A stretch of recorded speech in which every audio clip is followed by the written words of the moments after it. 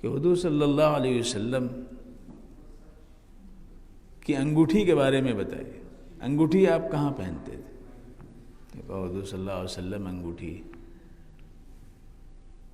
ہاتھ کی انگلیوں میں، دائنے ہاتھ کی انگلی میں پہنتے تھے۔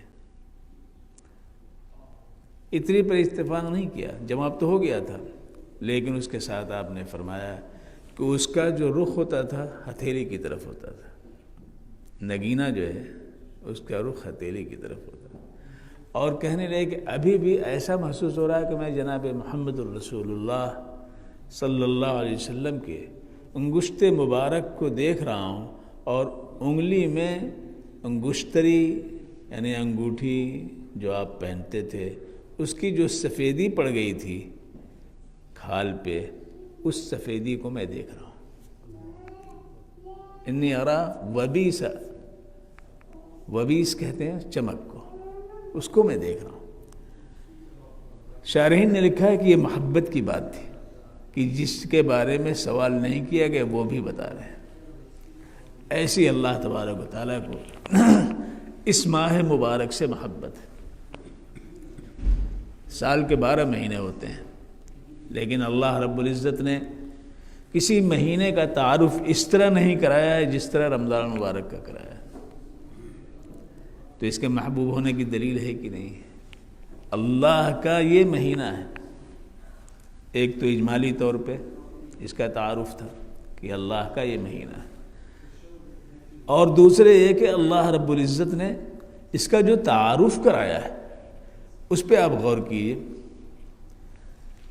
اللہ رب العزت کا ارشاد ہے، اعوذ باللہ من الشیطان الرجیم، شہر رمضان الذی انزل فیہ القرآن ہدی للناس وبینات من الہدی والفرقان فمن شہد منکم الشہر فلیصم ومن كان مريضا أو على سفر فعدة من أيام أخر يريد الله بكم اليسر ولا يريد بكم العسر ولتكملوا العدة ولتكبروا الله على ما هداكم ولعلكم تشكرون۔ رمضان کا مہینہ وہ ہے جس میں قرآن پاک کو نازل کیا گیا ہے۔ انزل فیہ القرآن، جو ذریعہ ہدایت ہے لوگوں کے لیے، ہدی للناس، اور ہدایت کے واضح دلائل پر مشتمل ہے، وبینات من الہدی، اور حق اور باطل کی تمیز اس سے ہو سکتی ہے، والفرقان۔ اتنے صفات اللہ رب العزت نے قرآن پاک کے بیان فرمائے۔ وہ قرآن پاک نازل کیا گیا کس میں؟ رمضان المبارک میں نازل کیا گیا۔ ہدی للناس وبینات من الہدی والفرقان فمن شہد، تو جس کو یہ مہینہ ملے، فلیصمہ، تو ضرور روزہ رکھے۔ فمن شہد، جو اس مہینے کو پائے تو ضرور اس میں روزہ رکھے، فلیصمہ۔ ہاں البتہ اگر بیمار ہے یا سفر پہ ہے، مسافر ہے، تو دوسرے ایام میں اس کو پورا کر لے، جتنے روزے چھوٹ جائیں اس کو بعد میں وہ پورا کر لے، رکھ لے۔ فعدۃ من ایام اخر۔ اللہ تبارک و تعالی تمہارے ساتھ سختی نہیں کرنا چاہتا ہے۔ یرید اللہ بکم العسر ولا یرید بکم العسر۔ اللہ تمہارے ساتھ آسانی چاہتا ہے، دشواری نہیں چاہتا ہے، تنگی نہیں چاہتا ہے۔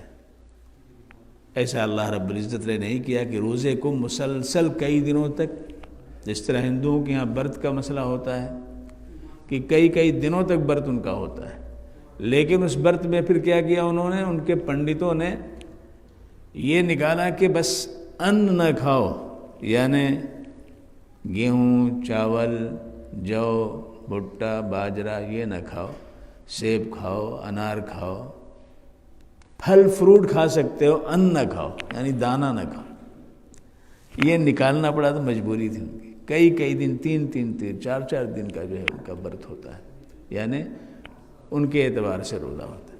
اللہ رب العزت نے ہمیں روزہ کیا صبح صادق سے لے کر کے افطار تک، صبح صادق سے لے کر کے افطار تک، اور آپ دیکھیے کہ سحری ہماری ضرورت ہے، دن بھر بھوکا رہنا ہے تو کچھ کھانا چاہیے کہ نہیں کھانا چاہیے، اور افطار ہماری ضرورت ہے کہ ہم دن بھر بھوکے رہے ہیں، اب ہمیں کچھ کھانا چاہیے۔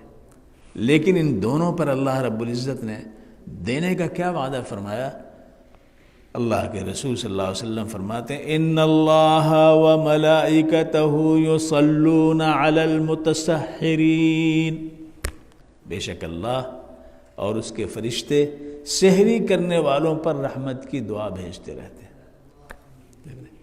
ان اللہ وملائکتہ یصلون علی المتسحرین، اللہ اور اس کے فرشتے یعنی اللہ بھی شامل ہے، رحمت بھیجتا رہتا ہے اللہ جو سحری کھاتے ہیں۔ شیطان پڑھاتا ہے کیا کرو گے کھا کر کے، موسم تو اچھا ہے، ٹھنڈک کا زمانہ ہے، سرد ہوائیں چل رہی ہیں، نہیں، فی السحور برکہ، اللہ کے رسول نے فرمایا کہ سحری کھاؤ، اس میں برکت ہم نے رکھی، سحری کھاؤ اس میں برکت نہ ہے تو اللہ کے رسول نے فرمایا کچھ نہیں تو ایک گھونٹ پانی پی لو، کچھ نہیں تو ایک گھونٹ پانی پی لو تاکہ اس برکت سے محروم نہ ہونے پائے۔ تو سحری ہماری ضرورت ہے، لیکن اللہ نے اس سحری کو ہمارے لیے عبادت کا، رحمت کا، ثواب کا ذریعہ بنا دیا، اس کا فضل و احسان ہے کہ نہیں، کتنا بڑا فضل۔ اور افطار ہماری ضرورت ہے، ہم دن بھر روزے سے ہیں، خوشبو آتی ہے تو طبیعت پھڑک جاتی ہے، کئی دفعہ گھوم کر کے ادھر سے آتے ہیں تاکہ نظر تو پڑ جائے کہ بریانی ہے یا کیا کیا چیزیں ہیں، یہ بھوک، اور جس چیز کی بھوک ہوتی ہے اس میں بےتابی پیدا ہو جاتی ہے۔ لیکن اللہ رب العزت نے اس ہماری ضرورت کو کیا مقام دیا، اس پہ آپ غور کریں۔ اللہ کے رسول صلی اللہ علیہ وسلم نے دو چیزیں فرمایا کہ لوگ خیر کے حامل رہیں گے، ان الناس فی خیر ما عجل الفطر، لوگ خیر کے حامل رہیں گے، انہیں خیر حاصل ہوتا رہے گا جب تک افطار میں جلدی کرتے رہیں گے، افطار میں دیر نہیں کرے، آفتاب غروب ہوا افطار کرو فوراً۔ فرمایا کہ یہی نہیں بلکہ دوسری بشارت اللہ کے رسول صلی اللہ علیہ وسلم نے یہ فرمائی، یہ دی کہ ان ھذا الدین خیر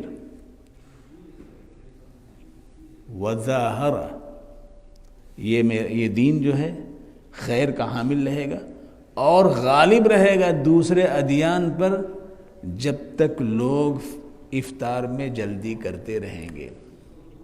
یہ ابن حبان کی روایت ہے، پہلی روایت بخاری شریف کی تھی جو میں نے سنائی آپ کو، یہ دوسری روایت صحیح ابن حبان کی ہے کہ دین غالب رہے گا سارے ادیان پر۔ فرمایا کہ ان الیہود والنصارى یؤخرون الفطر، یہود و نصارہ جو ہیں وہ افطار کرنے میں دیر کرتے ہیں، تم جلدی کرو، تمہارا دین غالب رہے گا، تم خیر کے حامل رہو گے۔ تو ہماری ضرورت افطار ہے، لیکن اللہ کا کتنا بڑا فضل، کتنا بڑا احسان ہے کہ اس مالک نے اس عمل کو ہمارے ہی لیے نہیں بلکہ ہمارے دین کے غلبے کا ذریعہ بنا دیا۔ اور تیسری چیز افطار کے ساتھ اللہ نے کیا رکھی ہے؟ پہلی چیز ہم خیر کے حامل ہوں گے، دوسری چیز دین غالب رہے گا، تیسری چیز اللہ کے رسول صلی اللہ علیہ وسلم نے فرمایا کہ تیسری چیز یہ ہے کہ دعوت الصائم لا ترد عند الافطار، روزے دار کی دعا افطار کے وقت جو کرتا ہے وہ رد نہیں کی جاتی۔ لا ترد دعوت الصائم عند الفطر، افطار کے وقت روزہ دار جو مانگ لیتا ہے اپنے مالک سے، اللہ تعالیٰ اس کو رد نہیں فرماتے ہیں، اس کو قبول فرما لیتے ہیں۔ تو تین بشارتیں اس افطار پر اللہ رب العزت نے رکھی، تو ہمارے لیے آسانیوں کی راہیں اس نے کھول دی کہ نہیں کھول دی؟ یرید اللہ بکم الیسر ولا یرید بکم العسر، اللہ تو یہ چاہتا ہے کہ تمہارے ساتھ آسانیوں کے دروازے واہ ہو جائے۔ اسی لیے رمضان کا مہینہ آیا تو اللہ کے رسول نے فرمایا فتحت ابواب السماء، وغلقت ابواب جہنم وسلسلت الشیاطین۔ رمضان کا مہینہ آتا ہے تو آسمان کے سارے دروازے کھول دیے جاتے ہیں، آسمان کے سارے دروازے کھول دیے جاتے ہیں، اللہ کی رحمت اترتی ہے، اس کی جھڑی لگ جاتی ہے، نیک بندوں کی دعائیں اوپر چڑھتی ہیں، قبولیت اللہ کی طرف سے اس کے لیے ہو جاتی ہے، تو سارے دروازے کھول دیے جاتے ہیں اور جہنم کے سارے دروازے بند کر دیے جاتے ہیں۔ وغلقت ابواب جہنم، جہنم کے سارے دروازے بند کر دیے جاتے ہیں۔ وسلسلت الشیاطین، اور شیطانوں کو بیڑیوں میں جکڑ دیا جاتا ہے تاکہ ہمارے بندوں کو رحمت سے دور نہ کر سکے، ہمارے بندوں کو اجر و ثواب سے محروم نہ کر سکے، ہمارے بندوں کو دین سے ہٹا نہ سکیں۔ لہذا ایک داعیہ پیدا ہوتا ہے جو نماز نہیں پڑھتا ہے سال بھر، رمضان میں نماز پڑھنے لگتا ہے، رمضان میں مسجد آنے لگتا ہے، روزہ رکھتا ہے، کچھ اسے فکر ہو جاتی ہے۔ یہ اس کا اثر ہے کہ وہ شیطان جو ہمارے پیچھے پڑا ہوا ہے تاکہ ہمیں وہ محروم کر دے اللہ کی رضا سے، اجر و ثواب سے، اللہ تبارک و تعالیٰ اس کی تمام تر سرگرمیوں کو ناکارہ بنا دیتے ہیں۔ لہذا ہمیں اس بات کی طرح پھر اگر یہ رمضان میں تھوڑا سا ہم نے اپنے آپ کو اللہ سے قریب کرنے کی کوشش کی، اللہ کے گھر آئے، تو کیا ملتا ہے؟ اللہ کے رسول نے عظیم بشارت دی۔ کیا بشارت دی ہے؟ وہ سننے کے قابل۔ 11 مہینے ہم روزہ نہیں رکھتے ہیں، 11 مہینے ہم کھاتے ہیں پیتے ہیں، ایک مہینے میں بھی یہ مختصر سا وقت ہے جس میں کھانے سے، پینے سے اور جماع سے یعنی بیوی سے ملنے سے اللہ نے روک دیا ہے، یہ 3 چیز۔ لیکن اس کا اثر کیا ہوگا، اس کا نتیجہ کیا ہوگا؟ اللہ کے رسول نے فرمایا اذا سلم رمضان سلمت السنہ، اذا سلم رمضان سلمت السنہ، رمضان کا مبارک مہینہ اگر گناہوں سے پاک و صاف گزر گیا تو پورے سال گارنٹی دی جاتی ہے کہ اس کا پورا سال گناہوں سے محفوظ رہے گا۔ تو کتنی بڑی بشارت ہے، یعنی اللہ تبارک و تعالیٰ نے جو رمضان المبارک کے اندر رحمتوں کے زیر سایہ ہمیں نیکیوں کی طرف رجحان پیدا ہونے کا موقع عطا فرمایا ہے، یہ نیکیوں کے جلوہ میں 1 مہینے اگر ہم گزار دیں تو اللہ رب العزت 11 مہینے کی گارنٹی لے رہے ہیں کہ تم نیکیوں میں رہو گے۔ تو رمضان المبارک کا تعارف اللہ کس انداز میں کر رہا؟ شہر رمضان الذی انزل فیہ القرآن ھدی للناس، لوگوں کے لیے ذریعہ ہدایت ہے، وبینات من الہدی، اور ہدایت کے واضح دلائل پر مشتمل ہے، والفرقان، اور حق اور باطل کو بتانے کے لیے آیا ہے۔ لہذا جسے یہ مہینہ ملے ضرور روزہ رکھے، فلیصم، ہو ضرور روزہ رکھے۔ یرید اللہ بکم اليسر ولا یرید بکم العسر، اللہ تمہارے ساتھ آسانی چاہتا ہے، تنگی نہیں چاہتا ہے، دشواری نہیں چاہتا ہے۔ یرید اللہ بکم اليسر ولا یرید بکم العسر۔ یہ تو دینی اعتبار سے ہے۔ مادی اعتبار سے آپ نے بھی پڑھا ہوگا، دیکھا ہوگا کہ ایک بڑے اسکالر سائنسداں کا جو ہے وہ ایک کلپ جو ہے میں نے دیکھی اور دیکھ کر کے ایمان تازہ ہوا بڑھا کہ اللہ کا جو بھی حکم ہے حکمتوں سے خالی نہیں۔ وہ شاید جاپان کا ہے یا چائنا کا ہے، اس نے جو یہ کیا نوبل انعام اس کو ملا ہے، اس بات پر ملا ہے کہ کینسر سے مدافعت کرنے کی طاقت کیسے پیدا ہوگی۔ تو اس نے یہ کہا ہے کہ میں نے ریسرچ کیا اور ریسرچ سے یہ بات مجھے معلوم ہوئی کہ اگر انسان سال میں 20-25 روز تک بھوکا رہے، دن میں کچھ نہ کھائے، تو اس کے اندر ایسی مدافعت کی قوت پیدا ہوگی کہ جو سیلز ہیں کینسر کے وہ ختم ہو جائیں گے جسم کے اندر سے، جسم کے اندر سے وہ سیلز ختم ہو جائیں گے۔ اب آپ سوچئے کہ 20-25 کہہ رہا تو 1 مہینے کے قریب کہہ رہا ہے کہ نہیں، وہ کہہ رہا اس کا کہنا، لیکن تائید ہو رہی کہ اللہ تعالیٰ کیا فرمایا، یرید اللہ بکم الیسر، اللہ تمہارے ساتھ آسانی چاہتا ہے، صحت چاہتا ہے، امن و امان چاہتا ہے، خوشی چاہتا ہے، مسرت چاہتا ہے، شادمانی چاہتا ہے۔ تمہارے ساتھ بیماری کو، تمہارے ساتھ پریشانی کو، تمہارے ساتھ اضطراب کو، تمہارے ساتھ قلق کو، تمہارے ساتھ دشواریوں کو نہیں چاہتا ہے. یرید اللہ بکم الیسر ولا یرید بکم العسر. تائید ہو رہی کہ نہیں ہو رہی؟ اور اللہ کا یہ وعدہ ہے کہ اللہ تبارک و تعالیٰ اپنے دین کی تکمیل کے لیے وہ چیزیں دکھائیں گے کہ تمہیں ماننا پڑے گا کہ حق یہ وَلِتُكْمِلُ الْعِدَّةَ. لہذا تم یہ 29 دن یا 30 دن جو ہیں پورا کرو، ضرور پورا کرو. چھوڑو نہیں کہ آج رکھ لیا کل چھوڑ دیا، ایک گال سے رکھ دیا ایک گال سے کھانا شروع کر دیا، ایسا نہ کرنا. وَلِتُكْمِلُ الْعِدَّةَ وَلِتُكَبِّرُوا اللَّهَ عَلَى مَا هَدَاكُمْ. اور اللہ نے جو تمہیں یہ نفیس طریقہ اپنی رضا کی تحصیل کا دیا ہوا ہے، اس پر اللہ کی بڑائی بیان کرو. وَلِتُكَبِّرُوا اللَّهَ عَلَى مَا هَدَاكُمْ وَلَعَلَّكُمْ تَشْكُرُونَ. تاکہ تم اللہ کا شکر ادا کرو، قدر کرو کہ اللہ نے تمہارے لیے یہ سبیلیں کھول دی ہیں یا یہ حالات تمہارے عطا فرمائے. تو رمضان المبارک کے مہینے کا تعارف اللہ رب العزت نے اس انداز میں کیا ہے، تو ہمیں اس کی کتنی قدر کرنی چاہیے. اسی لیے جناب محمد الرسول اللہ صلی اللہ علیہ وآلہ وسلم نے فرمایا الصیام جنۃ لا یرفث ولا یجہل وَلَخُلُوفُ فَمِ الصَّائِمِ أَطْيَبُ عِندَ اللَّهِ مِنْ رِيحِ الْمِسْكِ. اللہ کے رسول نے فرمایا دیکھو روزہ جو ہے ڈھال ہے، جس طرح ڈھال سے دشمن کے وار سے بچا جاتا ہے، اس طرح شیطان کے وار سے، شیطان کے وسوسے سے، شیطان کی سرگرمیوں سے اللہ تبارک و تعالیٰ روزے کے ذریعے تمہیں بچاتا ہے. لہذا کوئی شہوانی بات نہ کرنا روزہ رکھ کے، کوئی شہوانی بات نہ کرنا روزہ رکھ کر کے، اور جاہلانہ بات نہ کرنا روزہ رکھ کر کے. فلا یرفث ولا یجہل.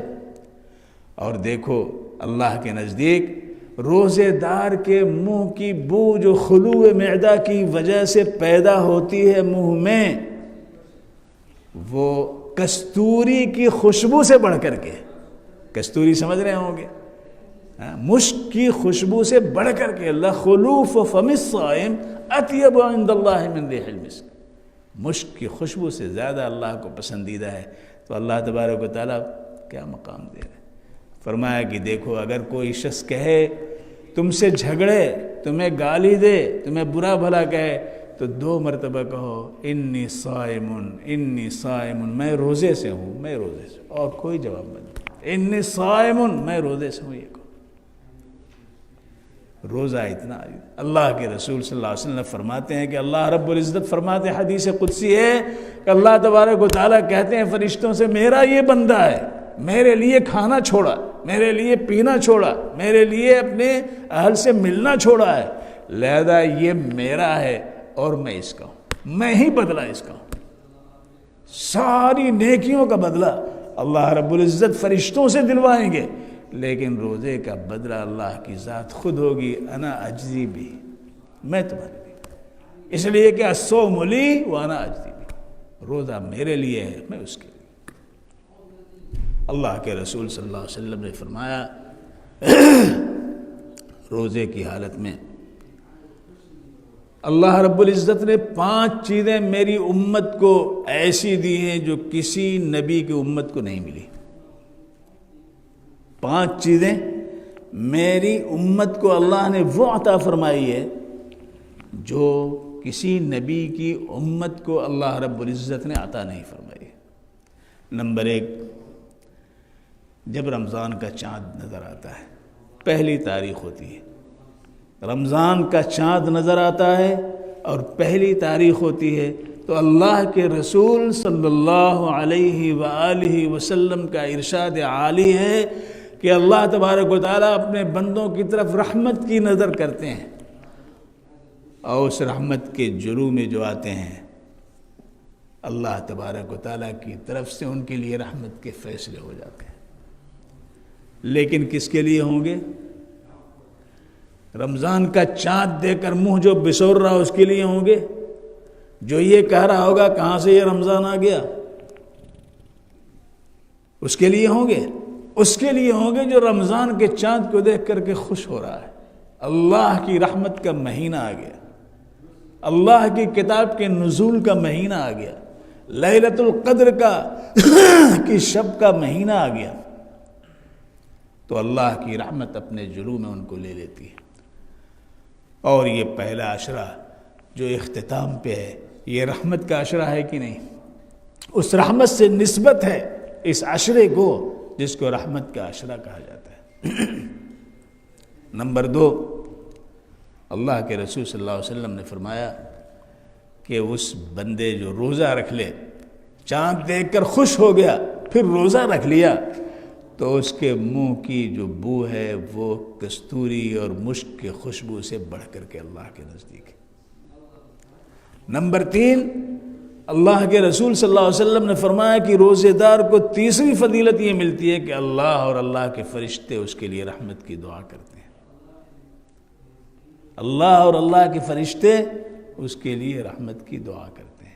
اور نمبر 4، اللہ تبارک و تعالیٰ فرشتوں کو حکم دیتے ہیں کہ جنت کو سجاؤ، بناؤ، سنوارو، رمضان کا مہینہ ہے، میرے بندے روزہ رکھیں گے، ان کے لیے یہ ہے، اور ان کے لیے یہ اعزاز اللہ تبارک و تعالیٰ عطا فرمائیں گے۔ حدیث شریف میں آتا ہے کہ اللہ تعالیٰ فرمائیں گے این الصائمون، این الصائمون، روزے دار کہاں ہیں؟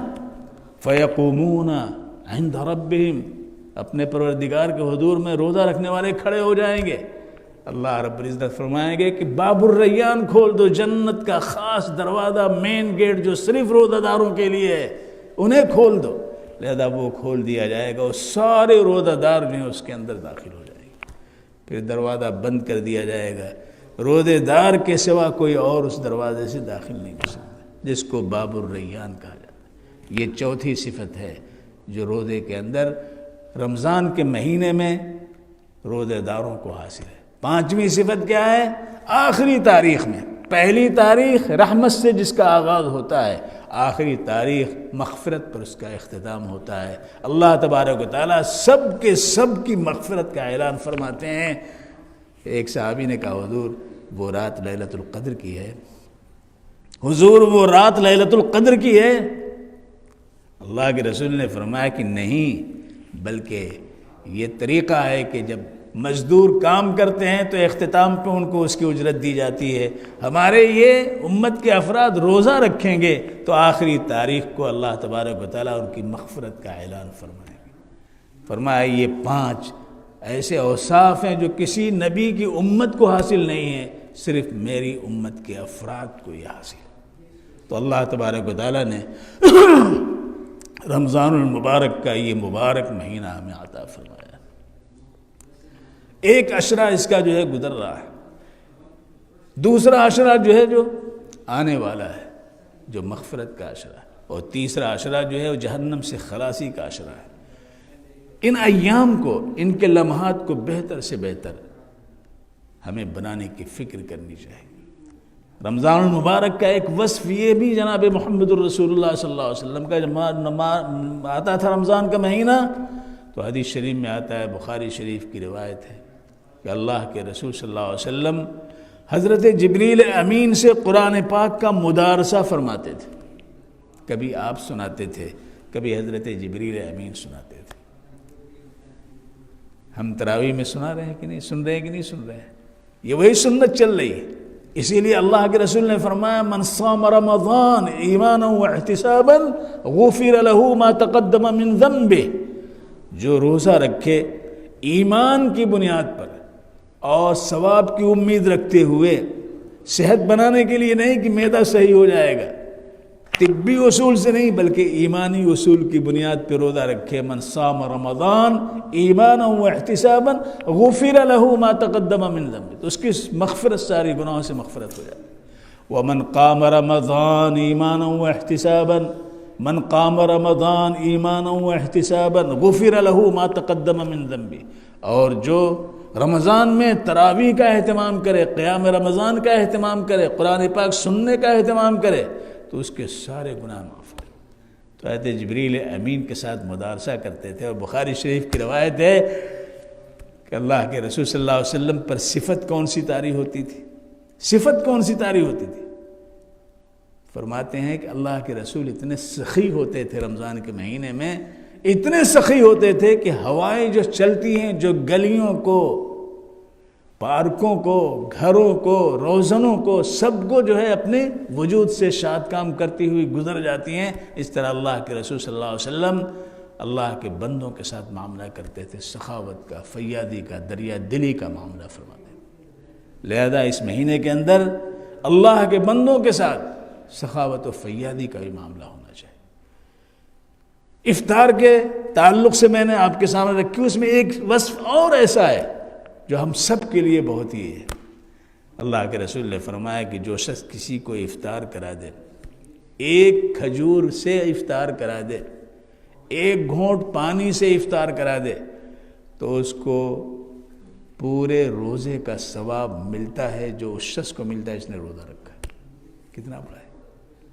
ایک افطار، ایک افطاری میں کسی کو بلا لیا، افطاری کا نظم کر دیا، افطاری میں پیسے لگا دیے، تو جتنے لوگوں نے افطار کیا سب کے کا اجر و ثواب اسے ملا، اور اس کے اجر و ثواب میں کوئی کمی نہیں۔ تو یہ مہینہ آفر کا ہے بھائی۔ آفر جہاں ہوتی ہے وہاں لوگ ٹوٹ پڑتے ہیں کہ نہیں ٹوٹ پڑتے ہیں؟ موبائل میں آفر آ رہا ہے تو ہر چیز نہیں ضرورت ہے پھر بھی جو ہے وہ صاحب ریچارج کرا لیتا ہے۔ مال میں آفر ہے تو لائن لگ جاتی ہے لینے کے لیے۔ ہمارے ہاں بچوں سے میں نے دیکھا کہ وہ کئی پیکٹ چینی کے لے آ رہے ہیں، تو ہم نے کہا یہ کیا بات ہے؟ کہا ابو آفر آیا ہوا ہے، 40 روپے کلو شکر جو ہے وہ 15 روپے مل رہی ہے، اس لیے ہم تو صاحب ضرورت نہیں ہے شکر، لیکن 1-2 پیکٹ 3 پیکٹ جتنا مل جائے اس لیے آفر چل رہا ہے۔ تو ہم وہ چیز جو ختم ہو جانے والی ہے اس میں آفر کے متلاشی ہوتے ہیں، تو یہ چیز جو دائمی ہے قیامت تک نہیں بلکہ پلسرات تک نہیں بلکہ جنت تک لے جانے والی ہے، اس میں آفر اللہ نے دیا ہے، تو اس میں ہمیں سرگرم ہونا چاہیے کہ نہیں ہونا چاہیے؟ ہمیں اکتانا نہیں چاہیے۔ قرآن پاک سننے میں زیادہ سے زیادہ بہت سے لوگ ہیں جو 8 رکعت پڑھ کر کے بھاگتے ہیں۔ فقہی طور پر، مسئلے کے طور پر الگ بات ہے، لیکن آفر کا مہینہ ہے، قرآن پاک اور 12 رکعت پڑھیں گے تو سنیں گے کہ نہیں سنیں گے؟ اور ایک لفظ پر 10 نیکیاں ملتی ہیں، اور اس زمانے میں اللہ تعالیٰ 700 تک لے جاتے ہیں۔ نفل کا ثواب فرض کے برابر ہو جاتا ہے، فرض کا ثواب 70 فرض کے برابر ہو جاتا ہے۔ تو اس اعتبار سے محرومی کی بات ہے کہ نہیں ہے؟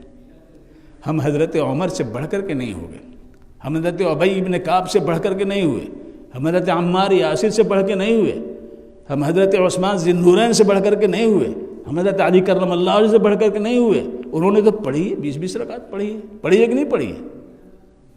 آج ہم اس مسئلے میں الجھتے ہیں اور اس ناحیے سے ہم اٹھ کر کے جاتے ہیں۔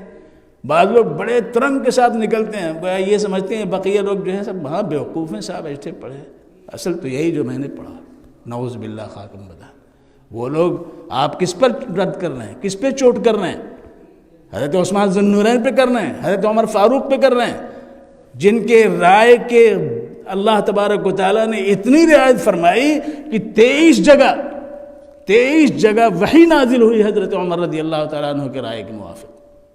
وہ ذریعہ جو جس راستے سے گزر جاتا شیطان وہ راستہ چھوڑ دیتا ہے، راستہ چھوڑ دیتا ہے۔ ایک شیعہ ایک رافضی نے کہا میں تو جاتا ہوں جب مدینہ منورہ تو باب عمر سے داخل نہیں ہوتا، میرے نزدیک بہت ناپسندیدہ ہیں۔ دوسرا سنی تھا، اس نے کہا کہ ہوتا ہی، حضرت عمر جس گلی اور جس دروازے پہ ہوں گے شیطان ادھر سے جائے گا ہی نہیں، شیطان ادھر سے تھوڑے جائے گا۔ تو حضرت عمر، حضرت ابی بن کعب، ان سے بڑھ کر کوئی ہو سکتا ہے؟ آج ہم اس میں الجھ جاتے ہیں۔ اصل تو یہ ہے کہ یہ مہینہ قرآن پاک کا ہے، جتنا پڑھ سکو، جتنا سن سکو، جتنا وقت دے سکو، جتنا وقت لگا سکو، یہی کام اپنے گھروں کے اندر رہ کر کے، مسجد کے اندر آ کر کے، بچوں میں بیٹھ کر کے، بیوی کے ساتھ ہو کر کے اللہ کا کلام پڑھو، اللہ تمہیں جو ہے محروم نہیں کرے گا، نوازتا چلا جائے گا۔ تو یہ مبارک مہینہ ہے جس کا تعارف اس تفصیل کے ساتھ اللہ رب العزت نے کیا ہے۔